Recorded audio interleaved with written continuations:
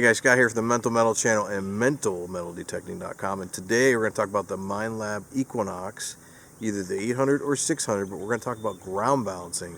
And do you really need to ground balance the machine? That's the $1,000,000 question. There's a lot of theories out there. A lot of people are iffy on whether you actually need to ground balance the machine or not.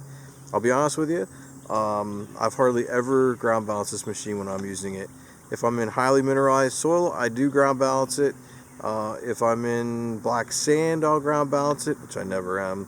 And if I was going to hunt for gold nuggets, hunting for gold, whatever, I would probably want to ground balance as well. But as is most of the time, you could probably get away with not ground balancing. But I will tell you, if you're smart and you get in the good habit of ground balancing, it won't hurt. It'll actually probably keep your machine running at its peak performance. So it might be a good idea to ground balance it every time you're out. I typically don't, but that's just me. I'm going to show you all 3 ways to do it. Actually, I'm going to show you 2 ways to do it. I wouldn't even recommend trying the manual process. It's not really needed here. If the best way or best approach is going to be the automatic or the tracking. But tracking will do some things in the machine that may not be in its best interest for performance. So probably would stay away from tracking unless you're in some really nasty soil, mineralized soil that just can't ground balance, and tracking may be the best option for you. But for the most part, the automatic way to ground balance is probably the best and easiest way to ground balance the machine. So let me show you how to do all these 2 methods, tracking and automatic.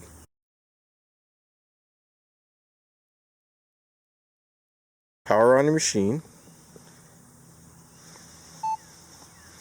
I have my volume turned way down because I was inside, so we're going to crank that up a little bit to 20.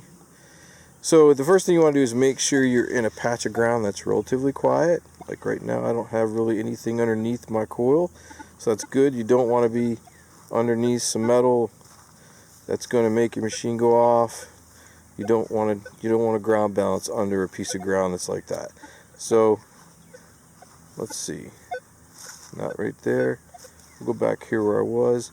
Right there is a great piece of ground. Not a lot of noise. So we'll set it down there. And some of the noise you're hearing is from my house and my Wi-Fi signal coming through. So to get to ground balance, you hit the gear button till your icon is underneath the ground balancing option. Hopefully you can see that. And then to automatically ground balance it, you're going to hold down the accept reject button and pump your machine. Now my ground balance is already set, but you'll see the numbers change a little bit. It's when the numbers stop changing, like I went from 19 to 20 and now my numbers aren't changing. Let go of the button and now you are ground balanced. That is the automatic way to do it. And to get out of there, you just hit your coil and you're back into detecting mode.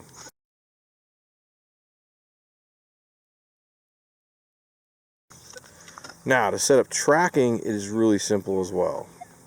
You're going to go back into your gear, hit your gear, so you're back under the ground balancing option, and all you're going to do is hit the accept reject button 1 time. And if you notice up in the top corner up here, there's this little icon. It's a little squiggly thing there. That is telling you it is in tracking. Now as you go along and you're swinging the coil, this thing's going to do calculations based on what you're reading underneath the coil, and it's going to automatically ground balance for you.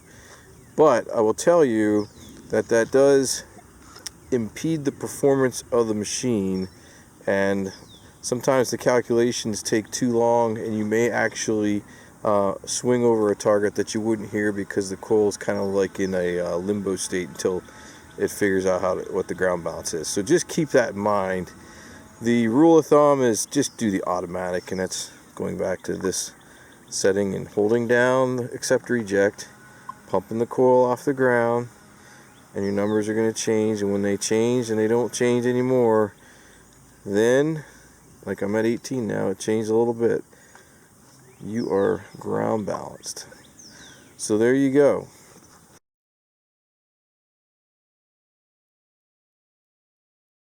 to check out the default setting, we can do a factory preset here, and I'll show you what I mean by default 0.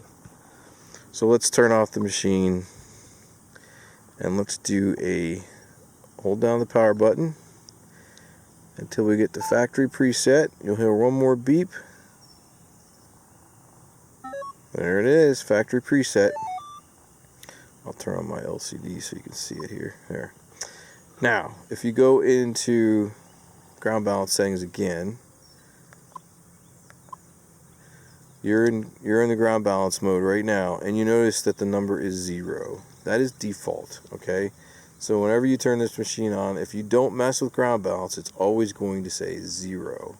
So there you have it, folks. That's how to ground balance the Minelab Equinox 600 or 800. It's really easy, nothing hard about it. Like I said, you may not find that you may need to ground balance it. If your machine's working fine, you don't need to worry about it. But it might be a good habit to get into if you are hunting a lot. You may want to ground balance this machine every once in a while, making sure you are getting the peak performance out of your machine. I actually am going to start ground balancing before every hunt, just so I am at that peak performance. I think it does matter.